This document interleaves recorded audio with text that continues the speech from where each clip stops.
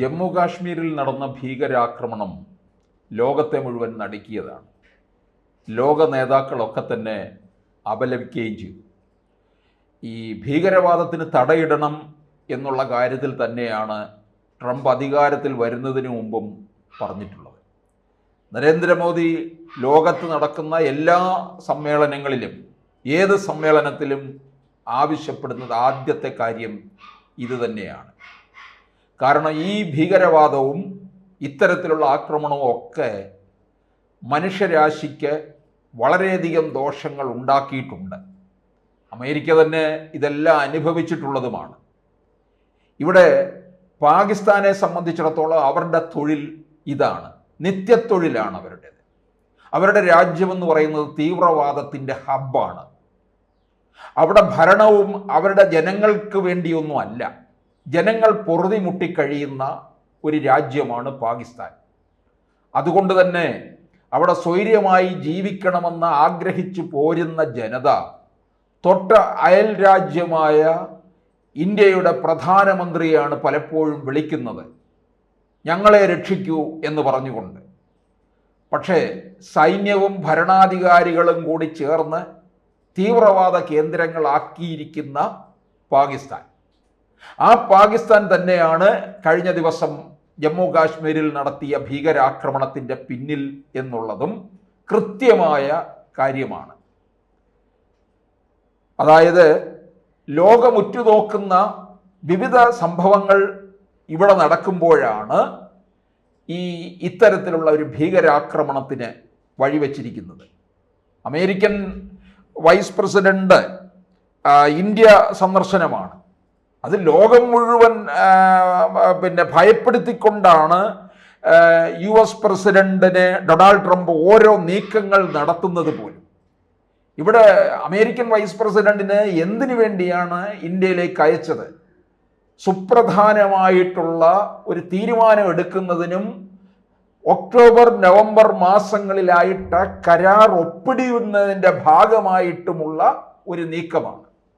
ആ കരാർ ഒപ്പിടുന്നതിന് വേണ്ടി അതിൻ്റെ ചില ചർച്ചകളും മറ്റുമൊക്കെ നടക്കുകയാണ്. അത് ലോകം മുഴുവൻ ഇങ്ങനെ കാതോർത്തിരിക്കുന്ന ഒരു സംഭവമാണ്. ആ വാർത്ത എപ്പോൾ പുറത്തു വരുമെന്നുള്ളത്. പക്ഷെ പാകിസ്ഥാനെ സംബന്ധിച്ചിടത്തോളം അതങ്ങോട്ട് ആലോചിക്കാൻ പറ്റുന്നില്ല. ഒരുതരം വല്ലാത്ത അസഹിഷ്ണുതയോടുകൂടിയാണ് അവരതിനെ കാണുന്നത്. കാരണം പാകിസ്ഥാനും അമേരിക്കയും തമ്മിലുള്ള പല വിധത്തിലുള്ള ചർച്ചകൾ നടന്നിട്ടുണ്ടെങ്കിലും അതൊന്നും യാതൊരു തരത്തിലുള്ള പുരോഗതിയും ഉണ്ടായിട്ടില്ല. പാകിസ്ഥാൻ ഇപ്പോഴും ആ പഴയ രീതിയിൽ തന്നെ നിൽക്കുകയാണ്. അപ്പോൾ അമേരിക്കൻ വൈസ് പ്രസിഡന്റിൻ്റെ ഈ സന്ദർശനം ഇവിടെ നടന്നുകൊണ്ടിരിക്കുമ്പോൾ ഇത്തരത്തിലൊരു ഭീകരാക്രമണം ഉണ്ടാകുകയാണ്. മറ്റൊന്ന്, നരേന്ദ്രമോദി സൗദി അറേബ്യൻ സന്ദർശനം തുടങ്ങിയായിരുന്നു. 3 ദിവസത്തെ സന്ദർശനത്തിനായിട്ടാണ് അദ്ദേഹം പോയത്. കഴിഞ്ഞ 10 വർഷത്തിനിടയിൽ 3 തവണ സൗദി അറേബ്യ സന്ദർശിക്കുന്ന ഒരു പ്രധാനമന്ത്രിയാണ് നരേന്ദ്രമോദി. ഈ ഇന്ത്യയും സൗദി അറേബ്യയും തമ്മിൽ ഈ വലിയൊരു സൗഹൃദം ഉണ്ടാക്കുന്നത് പാകിസ്ഥാന് സഹിക്കാൻ പറ്റത്തില്ല. അവർക്ക് വലിയൊരു ആശങ്ക ഉണ്ടാക്കുന്നുണ്ട്, വല്ലാതെ ആശങ്കപ്പെടുന്നുണ്ട്. ഈ 2 സംഭവ വികാസങ്ങളുടെ കണ്ണിലൂടെ നോക്കിക്കാണുമ്പോൾ ഇതൊരു നിസ്സാര സംഭവമല്ലെന്ന് നമ്മൾ മനസ്സിലാക്കേണ്ടിയിരിക്കുന്നു. അതുപോലെ തന്നെ ഭീകരവാദികൾ ലക്ഷ്യമിട്ടത് വിദേശികളെയാണ്. ഇവിടെ ഉണ്ടായ മരണത്തിൽ 2 വിദേശികൾ കൊല്ലപ്പെടുകയുണ്ടായി. ആ വിദേശികളെ ലക്ഷ്യം വെച്ചതിൻ്റെ പിന്നിലുള്ള കാര്യം, ഇന്ത്യ മഹാരാജ്യം ലോകരാജ്യങ്ങളുടെ ഇടയിൽ നടുനായകത്വം വഹിച്ചു നിൽക്കുകയാണ്. നമ്മുടെ പ്രധാനമന്ത്രി നരേന്ദ്രമോദി തന്നെ ലോക നേതാക്കളുടെ ഇടയിൽ നടുനായകത്വം വഹിച്ചു നിൽക്കുന്നു. ഇന്ത്യ സമ്പദ് ശക്തിയിൽ 5ാമത് നിൽക്കുകയാണ്. ജമ്മു കാശ്മീരിൽ ലോക ടൂറിസം ഭൂപടത്തിൽ ഉയർന്ന സ്ഥാനത്ത് നിൽക്കുകയാണ്. ഇത് തകർക്കണം. അപ്പോൾ വിദേശികളെ അറ്റാക്ക് ചെയ്യുക. അപ്പോൾ തീർച്ചയായിട്ടും വിദേശികളുടെ ഒരു വരവ് കുറയ്ക്കാൻ, വിദേശ ടൂറിസ്റ്റുകളുടെ എണ്ണം കുറയ്ക്കാനൊന്നല്ല, ഇല്ലാതാക്കാൻ തന്നെ സാധിക്കുമെന്നുള്ളതാണ്. കാശ്മീര് വളരെ സ്വച്ഛമായിട്ട് കാര്യങ്ങൾ മുമ്പോട്ട് പോയിക്കൊണ്ടിരിക്കുകയായിരുന്നു. അവിടെയാണ് ഇപ്പോൾ മുഴുവൻ തകർത്തിരിക്കുന്നത്. അവിടെ ജനങ്ങൾ വളരെ സന്തുഷ്ടരായിരുന്നു, അവിടുത്തെ വിപണി ഉയർന്നു, സമ്പത്തില് വ്യവസ്ഥ മാറി. ഈ സമ്പദ് വ്യവസ്ഥ മാറിയതിൻ്റെ പിന്നിലെന്ന് പറഞ്ഞാൽ 2014 നരേന്ദ്രമോദി അധികാരത്തിൽ വന്ന നാൾ മുതലാണ് ഇങ്ങനെ ഓരോ തരത്തിലുള്ള കുതിപ്പ് രാജ്യത്തിന് ഉണ്ടായിക്കൊണ്ടിരിക്കുന്നത്. അതിൻ്റെ ഒരു ഭാഗം തന്നെയാണ് കാശ്മീരിൽ ഉണ്ടായിരിക്കുന്ന ഇത്. ആ ഒരു അവരുടെ ജീവിത നിലവാരം തന്നെ ഉയർന്നു എന്നുള്ളതാണ്. ഇപ്പോൾ എന്നും കാശ്മീരിലേക്ക് ടൂറിസ്റ്റുകളുടെ ഒരു പ്രവാഹമായിരുന്നു. അതിന് തടയിടുക, വിദേശ ടൂറിസ്റ്റുകളുടെ വരവിനെ തടയിടുക എന്നുള്ളതും ഈ ഭീകരവാദത്തിന് പിന്നിൽ ഉണ്ടെന്നുള്ളതാണ്. മറ്റൊന്ന്, മാർപ്പാപ്പയുടെ മരണം കഴിഞ്ഞ് സംസ്കാര ചടങ്ങുകളിലേക്കൊക്കെ കടക്കുകയാണ്. ലോകം മുഴുവൻ പ്രാർത്ഥനയിൽ കഴിയുകയാണ്.